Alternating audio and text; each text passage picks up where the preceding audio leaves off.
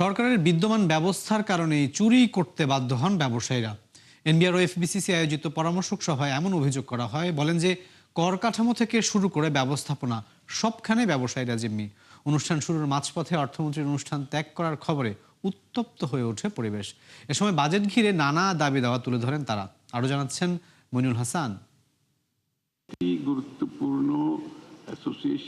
বাজেটের আগে সবচেয়ে গুরুত্বপূর্ণ এই আয়োজনে হঠাৎই শুরু হয় উত্তেজনা।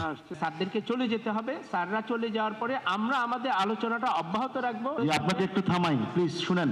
আপনারা যদি এত সময় স্বল্প থাকে আজকে আয়োজন করা দরকার ছিল না। অনুষ্ঠান শেষ না করেই চলে যাবেন অর্থ ও বাণিজ্য মন্ত্রী। এমন খবরেই অস্বস্তিতে ফেটে পড়েন ব্যবসায়ীরা। অভিযোগ করেন সরকারের কাছে গুরুত্ব পায় না তাদের দাবি দেওয়া।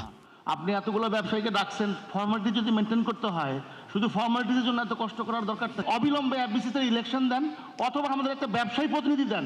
আপনি সরকারি আমলা যদি দেন তাহলে আমলা দিয়ে দেশ চালান। আপনারা কেন ওইখানে আছেন?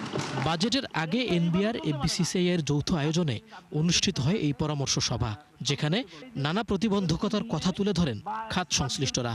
বলেন চলমান ব্যবস্থার দুর্বলতার কারণেই চুরি করতে বাধ্য হন ব্যবসায়ীরা।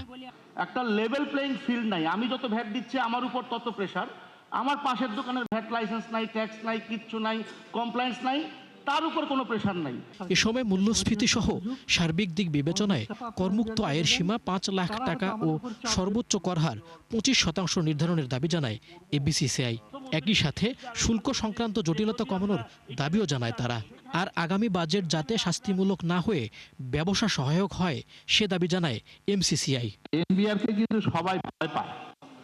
অনেকে কিন্তু প্রশ্ন করে যে কর আমরা কেন দিব, আমরা তো কোনো বেনিফিট পাচ্ছি না। আসলে আমরা যদি সেফটি সিকিউরিটির কথা চিন্তা করি সেখানেও দেখি না। আমরা যদি ইনস্টিটিউশন, এডুকেশন ইনস্টিটিউশন খেয়াল করি সেখানেও কিন্তু সেইভাবে ডেভেলপমেন্ট হচ্ছে না।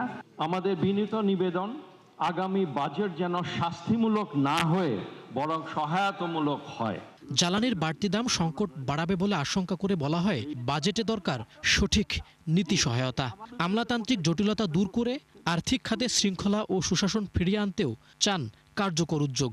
৩০,০০০-এর মতো গাড়ির বাজার তৈরি হয়েছিল স্যার, যেটা গত বছরে ১০,০০০-এর নিচে চলে এসছে, এবং টাকার মূল্য পতনের কারণে মানুষ মধ্যবিত্তরা কিনতে পারছে না।